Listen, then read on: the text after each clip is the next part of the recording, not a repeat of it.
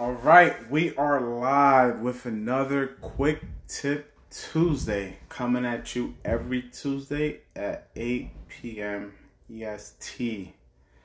This week, I definitely want to save some time at the end for questions. I know we had a lot of questions last week, and I'm getting a lot of inquiries regarding different Quick Tip Tuesdays, so keep sending them over. I keep adding them to the list. This week's Quick Tip Tuesday is rent back. What is rent back? It sounds pretty straightforward, right? But it can be like many other terms in real estate. Sounds pretty straightforward, but there's a lot of complexity to it on the back end.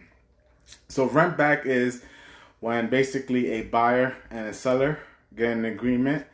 So the buyer's buying the home, but the seller needs more time. They don't have nowhere to go. But they want to close on the property. So you can close on the property, and the seller is renting back the property until they get situated.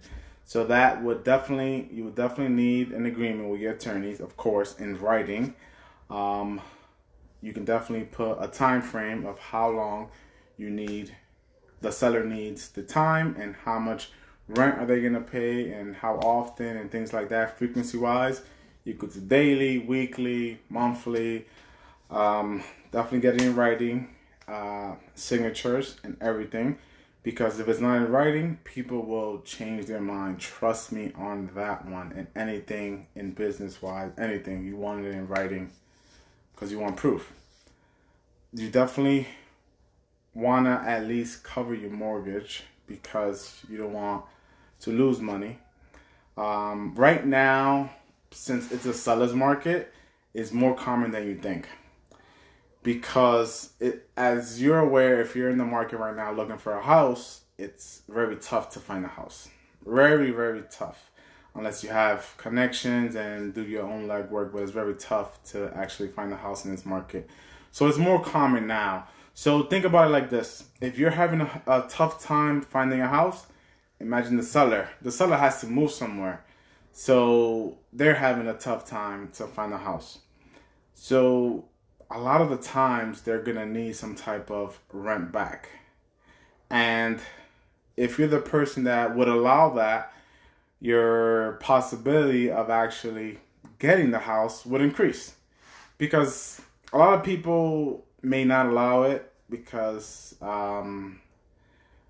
people's pride may get in the way, because once you own the house, you want to move in right away. Maybe it needs repairs, maybe different things can be can go on, and your emotions can get involved, and things can get a little sour.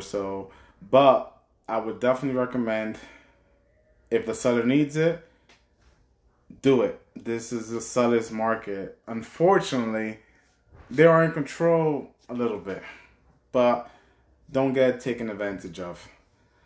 A few things I want to discuss regarding rent back. Rent back is pretty straightforward, but definitely more common. And if you're not getting a home, if you haven't got any of your contract accepted, maybe include that. Maybe have your realtor, your representative, get more information on the seller. If they need more time to either pack or move, a lot of people, depending on which area you're going to, the sellers are buying bigger houses. Maybe they're downsizing. Maybe they're going out of state. So it can be time to actually get situated. So just keep that in mind, because that's a very important gem to have in this very competitive market. And when you're renting back, you get a little taste of being a landlord, because you're actually collecting rent. So that's a little taste. Maybe if you want to venture into the landlord space, you could get a little familiar with it.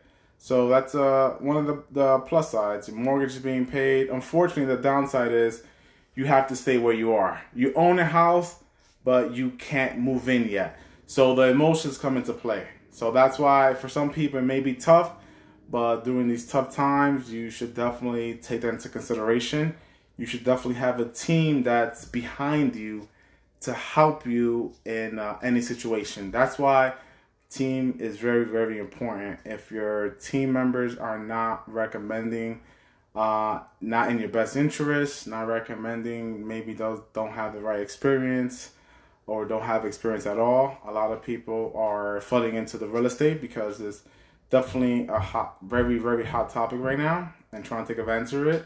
Just be careful who's on your team, because it could either meaning getting your offer accepted or getting your offer ignored. So keep that in mind.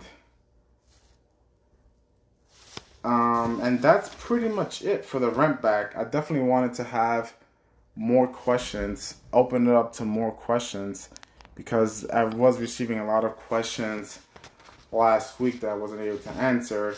So I definitely wanted to be more interactive live.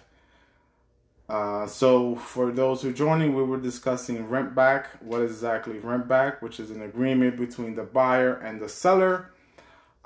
Basically, the seller can stay in the property after the fact that the buyer already owns the property. And it's very common in sellers market, which we are in right now.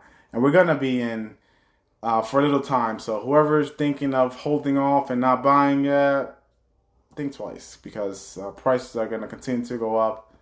Don't pray the downfall. Just be careful and buy your dream home or buy an investment property. I see a few questions. FHA versus HELOC finance. I mean, cash out refinance versus a HELOC. All right, so cash out refinance, you're taking your loan. Your loan is getting paid off completely, and you're going to have a new loan. So depending on the rates, depending on the terms of your current loan, it may work for you to get a cash out refinance if you have the equity. You have to have the equity in order to pay that loan off, pay your closing costs, as well as pull some money out. Usually with cash out refinancing, depending on the number of units, it can be 75% LTV or 80% LTV. So basically what that means is if you have to be all in at 80%. So let's say your house is worth 60, you want to take out 10 and closing cost is 10, you're all in at 80, the house has to be worth 100,000. So if it's 75, you just do the same for 75. When it comes to HELOC, you have two separate mortgages. You have your first mortgage and you have a second mortgage. So you're paying two different payments. HELOCs, when you do a cash out refinance, the rate stays the same. Fixed rate for 30 years, 25 years, 20 years, whatever you want to do. HELOCs has a ceiling and a bottom. So basically, the rate will fluctuate with the market, but there's a cap of how much it can increase every year, and there's a cap of the max of what it could be. So just keep that in mind. It's two different payments, and when you pay off the HELOC, you can get the money back. It's basically like a line of credit. You use it, pay it back, you can use it again. Cash out refinance, once you use it, it's pretty much over with. So those are the two differences. And with HELOCs, sometimes some banks would allow you to go higher on the loan to value. So it may not be 80, maybe it could be 85, maybe it could be 90. So just keep that in mind. That's the difference between the two. Are all rent backs the same, or do they have different terms from agreement to agreement?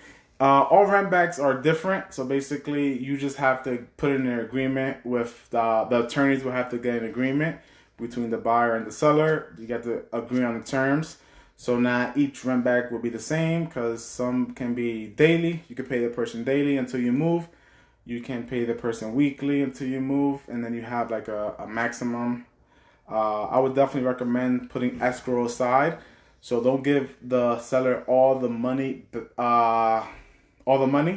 Keep a good chunk, and basically you could pay yourself from that escrow.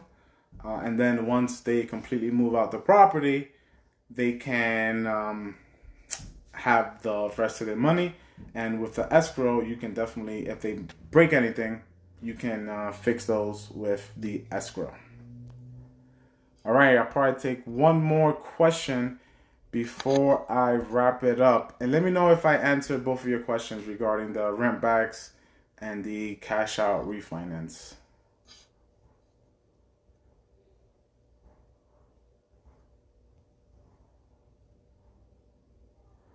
I mean, cash out refinance. Yes. All right. I'll give it one more second. Perfect. I'm glad I answered your questions. Just thank you for joining the Quick Tip Tuesdays. This week was on rent backs. If you have any questions or any concerns or any topics you want me to discuss on future Quick Tip Tuesdays, just shoot me a message in my DMs. And make sure you sign up for the newsletter. If you have any questions on that, let me know. The link is in my bio. Have a great rest of your night, everyone.